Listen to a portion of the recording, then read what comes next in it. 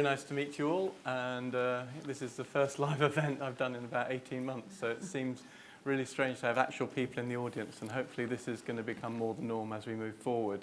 I'm Robert Courtneidge, representing the Emerging Payments Association, and we're here with a great panel of some of the greats in financial crime detection rather than committing financial crime, so I just clarify that even though the title is financial crime. They are each going to introduce themselves, but first of all, Sarah Francis, would you like to briefly introduce yourself? Sure. I'm Sarah Francis. I work with Polymath Consulting. We work with many of the new fintechs in the emerging payments world and traditional issuing, acquiring services. My personal experience comes from working with the online gambling industry for many years in moving money in and out of customers' pockets and a certain amount of observation of financial crime. Thank you, Sarah. Moving on, Andrew Churchill. Hello, I'm Andrew Churchill. I wear far too many hats, but the one we have on the agenda is I'm the lead author of the British Standard in Digital Identification and Strong Customer Authentication. Also work on the international standards bodies on e-commerce transaction assurance, so obviously the security measures to prevent financial crime. I've been working on financial crime since, 20 years now, since I led the Home Office's, one of the early Home Office task forces on cybercrime, and have subsequently worked on the EU Cybercrime and Terrorism Programme, the Federal Reserve Security Task Force, and several others. So working on the international aspects in particular, but all the nefarious extra techniques which we need to guard ourselves against. Thank you very much. And finally, but not least, on my right here, I have John Sam-Kubam. Hi, thanks. My name is John Sam-Kubam. I'm the Money Laundering Reporting Officer for Crown Agents Bank. I've been a compliance officer for the past 20-odd years, working for some of the large financial institutions. At Crown Agents Bank, we think of ourselves as a fintech rather than a bank, building payment solutions to get funds to hard-to-reach jurisdictions. So some of the emerging and frontier markets, which have challenging financial crime concerns and problems. So I'm hoping to share some of the experiences we've had over the past few years as we've more than doubled our volume in terms of payments and client base, and the extent to which we are still able to mitigate the risks and manage costs as we scale our business. Thank you very much, John. And it's quite a controversial title we've got, and we've got three very controversial individuals here. I've had two conversations, one on Zoom and one in person outside, and I can tell you that they have their own views, shall we say that. And the topic itself is where are we failing today in this world in relation to combating financial crime, dealing with financial crime, and actually spotting it. And I'm going to kick off with Sarah to give her overview on where and why we are failing today. Yeah, let me loose, Robert. I think what's key here is I come from working with operations with fintechs, of looking what's going on and how they're applying in and what's working. And I think to a certain extent, people tend to lose sight of what the base concept of the regulation is. And the base concept of the regulation is to protect business, protect customers, and protect the financial system from abuse. And that's why the regulations are put in place. But what tends to happen is we very much get this concept of KYC, AML. I'm doing KYC and AML, and I'm ticking the boxes. I've got the documents. I've checked the documents. It's all good. Yes, and I've outlined what financial crime is. And they haven't taken the context. What they haven't done is started right back at the very beginning and saying, why is somebody using my product? What does my service offer them? What is good behaviour? Because if you go into a situation where you've not got that balance, what you tend to end up doing is creating this unnatural environment where good customers have to behave in a slightly squiffy way to get things working. And what's happening now is you've got almost like a backlash of fintechs who've opened their doors to a wider customer base in terms of financial inclusion, say a lighter touch, shall we say, on the KYC, and then, we've got all these transactions going through, we're growing wildly, we're going to shut that down, and we're going to shut that account down, and we're going to shut that account down, and we've had to cut down on our numbers because of COVID. Oh my God, we've got all these accounts blocked and all this customer money, and we can't talk to the customers because that might be tipping off. So all Someone's textbook giggling, rather than someone's seen practice. this. It's frightening. And It's it is frightening from frightening. the audience there. And I think we are entering a time when we really have to get back to the basics of this isn't just about compliance and AML and KYC. Let's start with understanding our own business, our own products, our own services, and understanding what customers are going to be motivated and how that makes them behave. So I think practical, yeah. Yeah, so that's some really good points. But what I'd say is, to be fair to firms that are doing the KYC right, that's the bread and butter. You need to get your bread and butter right. You need to get your KYC done. You need to have an approach which allows you to gather the data on your customers. Once you have that data in some sort of database, you can then start looking at exploiting it. So you start thinking about AI, you start thinking about machine learning. It relies on data and data points. So my sense is a lot of the firms that are focusing on KYC are doing the right thing, because without that, you can't do the analysis. I think the other point that we're seeing is that if you think about the money laundering regulations, the starting point for any new initiative is to carry out a risk assessment, a financial crime risk assessment. And that is meant to be all-encompassing. You should be looking at the opportunities, but also the risks as you do that assessment.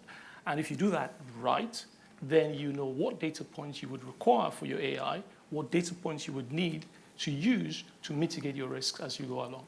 So I think that piece is critical. Can I just comment on that? From talking with John, that's a good compliance and MLRO. What we need to do is clone him. Andrew, though, looking at what he's saying about AI and ML, it's great if you're Barclays Bank and you've got 100 million customers around the world that you can do that on. But if you're a startup in fintech and you're just starting off and you've got maybe your first 10,000 customers, how can you even think of using AI? Well, indeed, and particularly as Sarah's already mentioned, the increase in inclusion. Obviously, these are new entrants into the financial services market for the first time. So what does anomalous behaviour look like? We don't know what these people look like. In a COVID environment, what does anomalous behaviour look like? All of a sudden, everyone's working from home. Wait a moment, working from home too much? That used to be a sure flag or insider threat. Well, it's not anymore. So how do we recalibrate our systems? Picking up on the point about the compliance and the KYC in particular, obviously you have to start with the KYC because it's a compliance exercise. I would argue that given that those compliance exercises are published, we're really only just giving the handbook. So the government's good practice guides are often used cited as a possible example for AML compliance.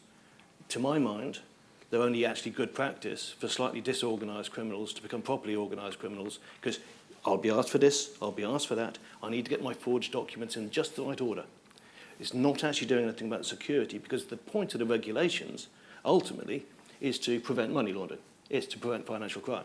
What we're actually doing is coming up with a major compliance exercise to tick a box and satisfy the regulator. But unfortunately, the regulators are too often just satisfied with, well, he's done everything we told him to, but he still seems to be getting breached. This seems to be happening year on, year out. I wonder why that is. Because organised crime, funnily enough, clues in the name, they're organised. They've been using AI and new technologies way before we'll ever get clearance from the regulators. One of the critics, I'm the EPA rep on the Treasury's Economic Crime Action Plan and the Innovation Working Group. One of the constant bugbears in that is, wouldn't it be nice if the regulators would give us more clearance, we as industry, more clearance to use new techniques and technologies to try and root out the actual bad actors?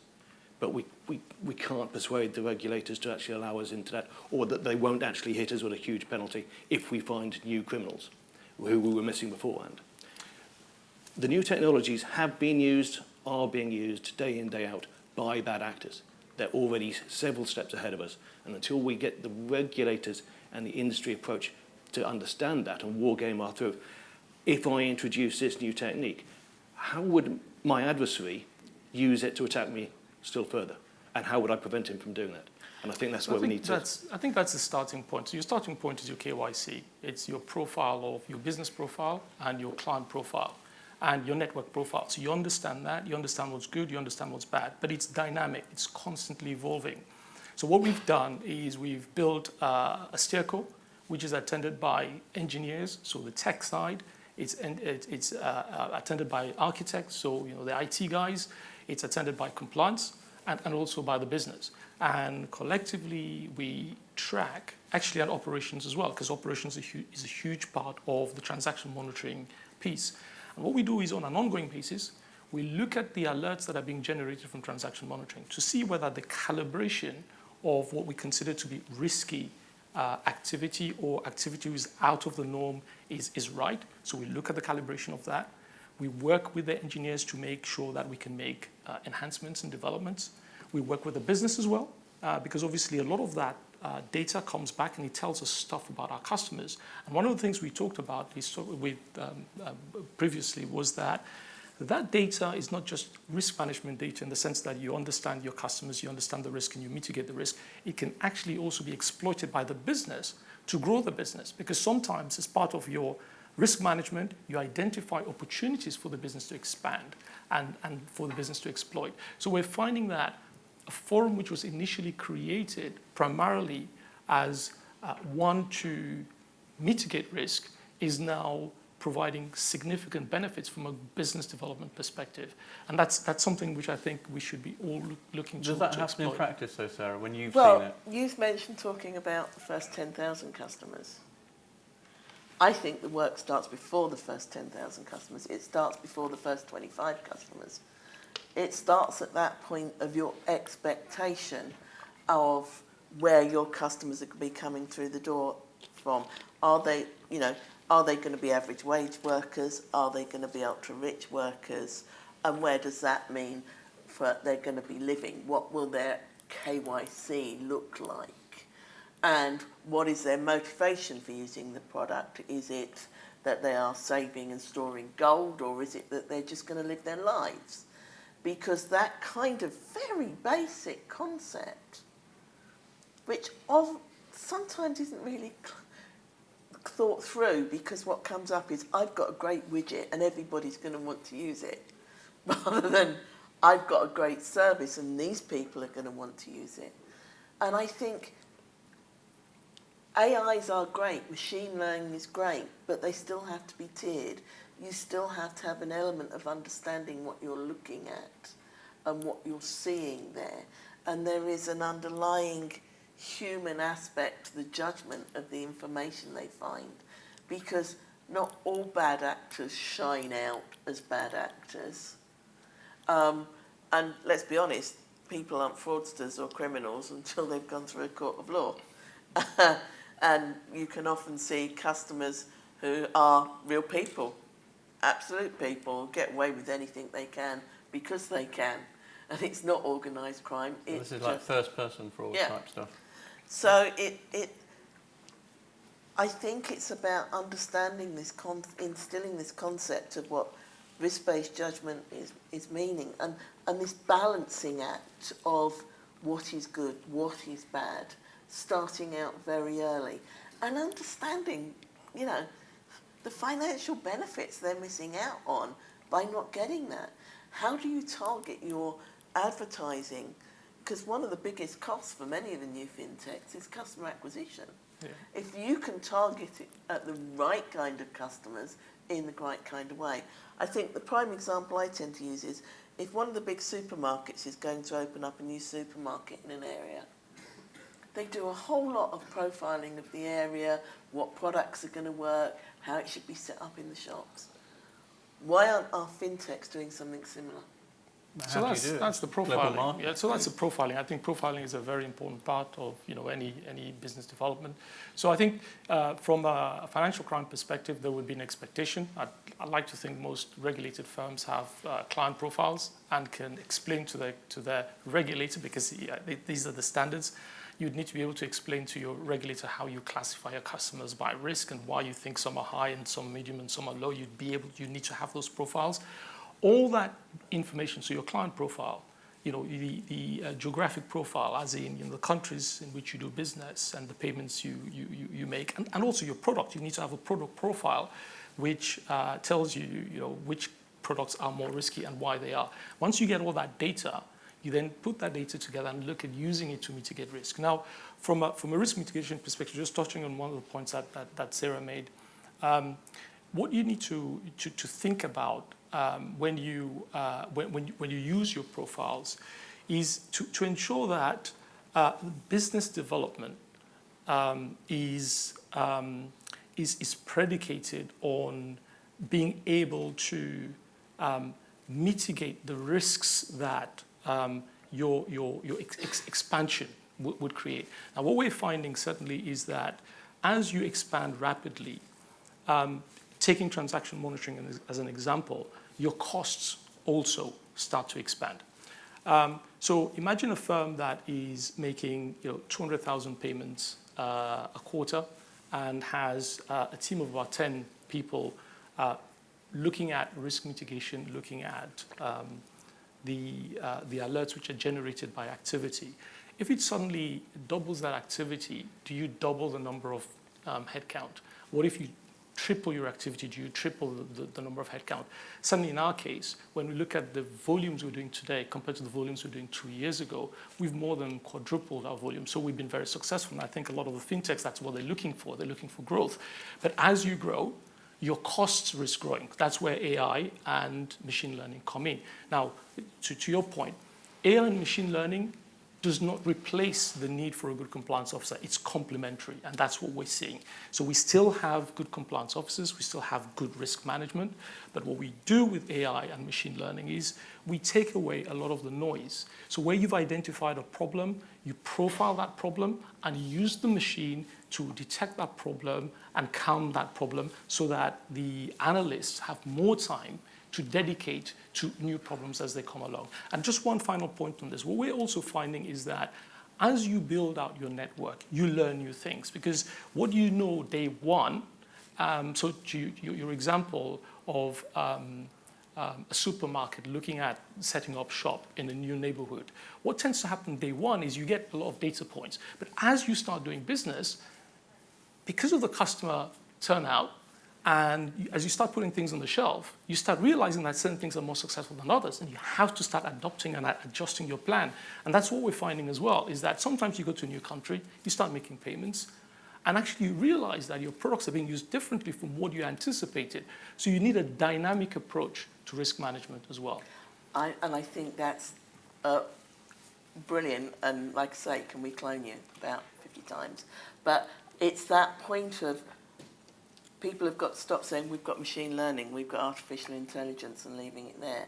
It's that point of having the educated based judgment to look at what they're seeing and feed that back in to cut down the alerts, to refine the alerts, to make them more practical, more workable as you're learning through the growth of the company. Andrew, what are your thoughts on the whole machine learning AI piece in here? Well, as John said, obviously as you scale up, then obviously you have more data points to actually collect, and therefore it can have, obviously, increasingly as you scale, can become more readily applicable to then look for those good actors as opposed to the bad actors. But on those first 1,000, however many customers, you can be pretty sure that 500 of those will actually be organised criminals testing the system, trying to find their way around. 50%. If you're a brand new fintech startup, given the amount of international organised crime, if they're not testing that for new vulnerabilities, then I'm ashamed of them. So you can certainly guarantee you get the first cohort of your customer base as organised criminals testing the system out. So does that poison the early well for then looking for what the new good? Well, the new good could well be a bad actor just testing your initial systems.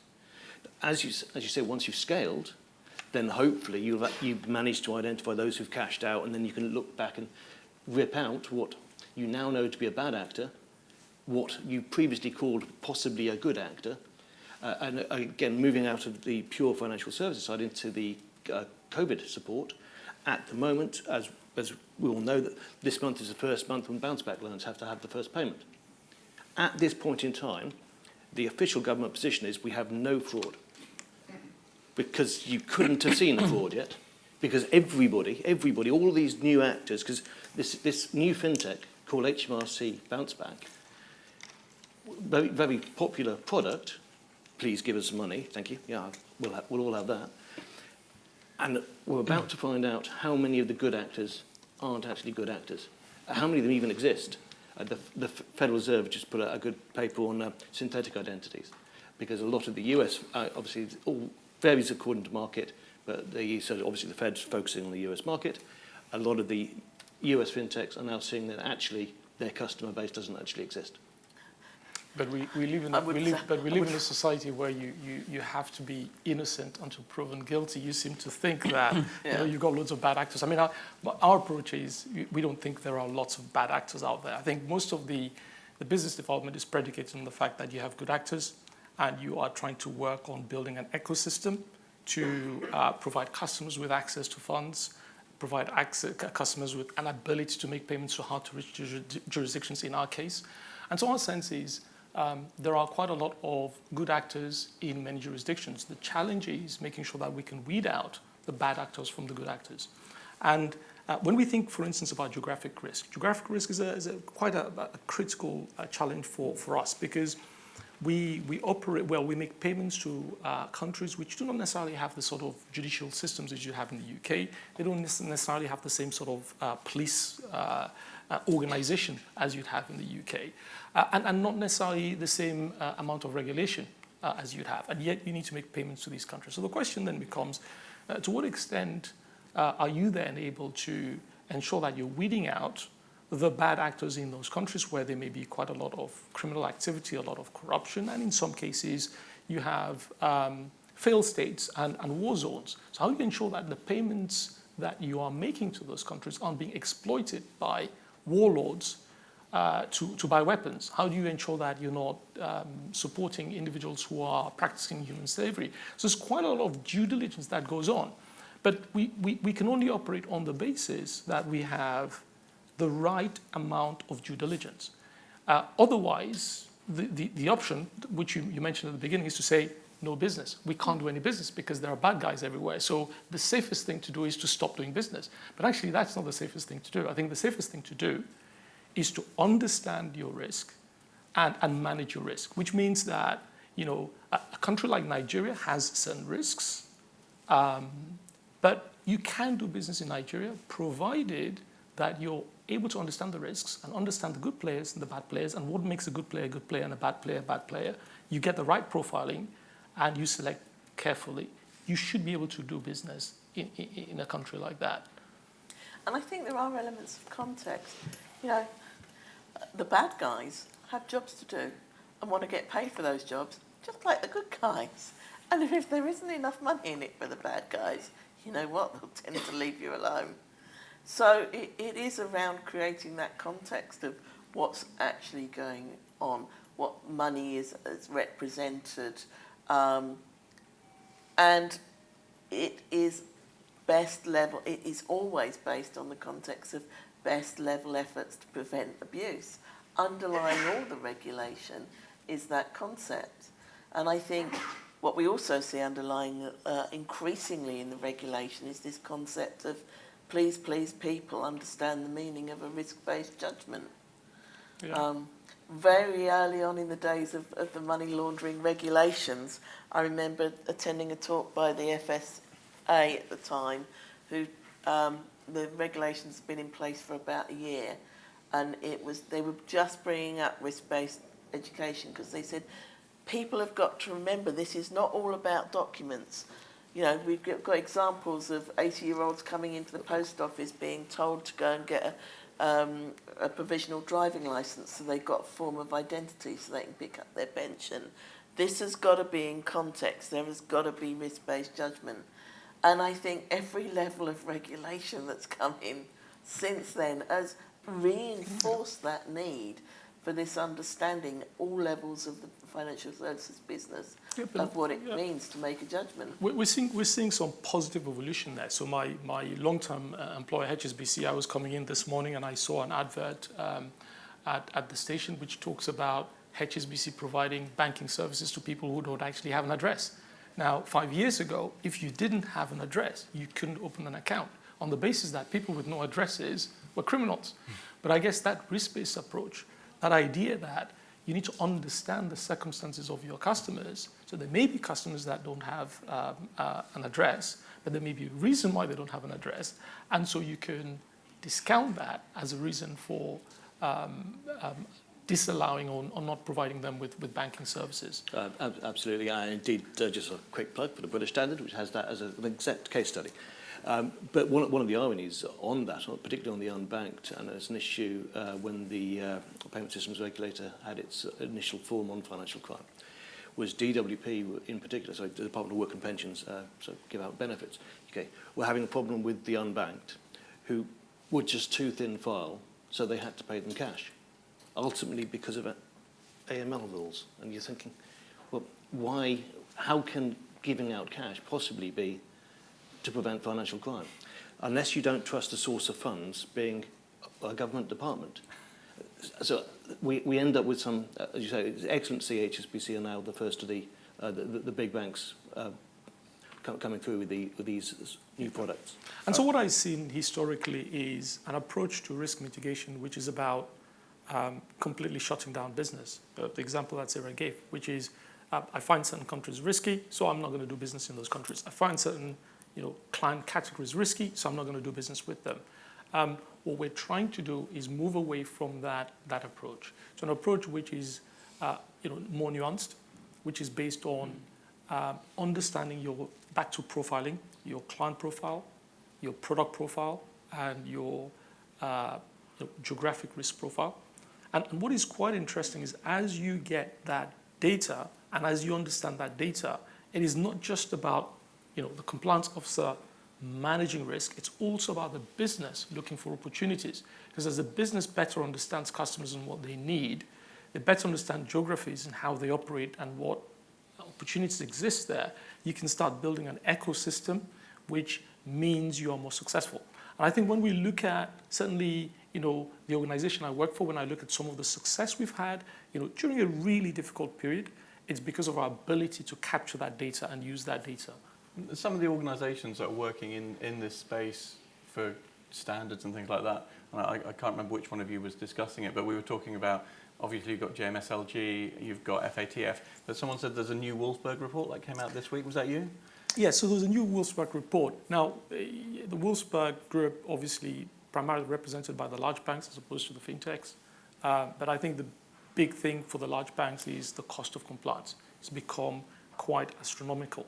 And oftentimes, it takes a life of its own. You have a compliance program, a compliance project, and loads of people out there building new systems and whatever. And concerns that despite all the cost, despite all the effort, they're not certain that the outcomes that they're seeking to achieve are being achieved. And so I guess Wolfsburg is issuing a report to get, organizations, both firms and regulators, to better think about the outcomes that are seeking rather than just carrying out some sort of tick box approach. So I guess that's the main theme running through the report. The other thing that's running through the report is the fact that there's a concern that firms have been forced to move away from legislation and work more on standards, so that sort of you have a principle-based approach to regulation, which means that instead of having very prescriptive standards you need to meet, you're basically doing stuff which isn't really written into the regulation, but you're doing it because consultants said you had to do it, or because the regulator said it's the right thing to do. And I think the larger banks are saying, look, we want to know what is prescribed, so we can focus on that as opposed to what is nice to have.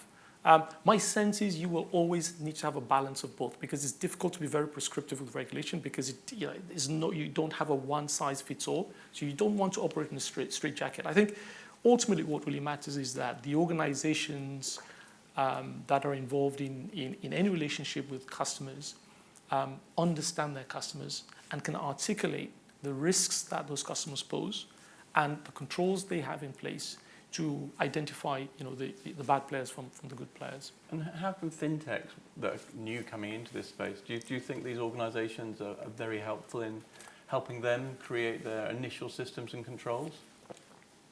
I think they could be if there wasn't the fear factor of compliance and KYC. It's going to kill my business. It's all going to cost too much. It keeps the customers away. It makes it also expensive. And I think that's kind of like that panic, compliance are the bad guys. They need a brown paper bag to blow into. Yeah, it really does. And I mean, it creates environments where you sit there and talk to the teams, the AML teams, and you say, why are you verifying an individual? That's what the law says. And I think there's very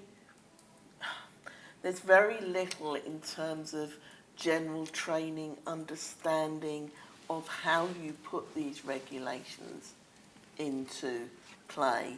How, actually, I worked with one firm who did this. They made their whole KYC, AML, and financial crime a product. They productized it and said, if we get this product right as a product within the company, then it becomes a financial business generator rather than a business prevention engine. And it's understanding that compliance factor, those compliance aspects of it, of risk-based authentication, of KYC, of AML, of financial crime management, can be about measuring the success of your company, can be about protecting and bringing on board the good customer base, and making a great product. And I think that message gets subsumed in this whole general panic and fear factor of law and regulators. Certainly, I think it's quite clear, and it has been clear for some time. My last role before I left HSBC, I was head of regulatory assurance, looking at all the regulatory transformation that was taking place over the past 6 or 7 years, whether it's your tax transformation, which took place with FATCA, and significant market structure changes, including things like the ring fencing of retail and commercial banking from investment bank. And what we found was that having the right regulatory framework is a competitive advantage at a time when margins are quite thin. Most firms are providing services which are very similar. They're commoditized. So whether you're calling a desk at Barclays, you're calling a desk at HSBC or Goldman Sachs, you tend to find that the pricing is pretty similar, service is pretty similar. So a firm that is able to understand the regulation, comply with the regulation at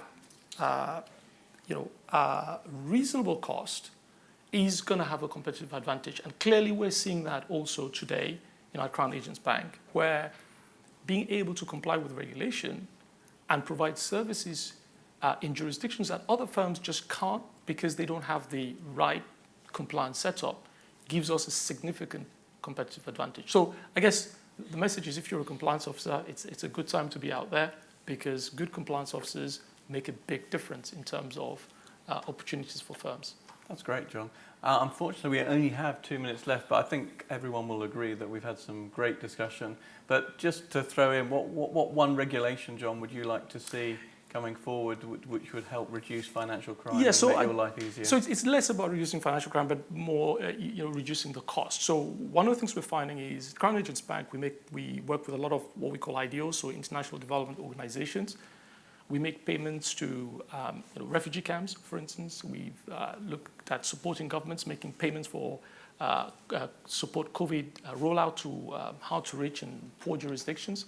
But what we find is regulatory standards expect you to make to carry out the same level of screening, irrespective of the payment you're making. So whether you're making a large payment to Russia or the US or Hong Kong, or you're making a $25 or $15 payment to someone in a refugee camp in the northern part of Nigeria, you have to screen that transaction. And we think that, maybe, if the regulators could consider taking a risk-based approach to this, That would help. that would help. More proportionality. That's it. Yeah. Sarah, what would you like to see change? I'd like to see regulators experience what it means to put into operation the regulations they set.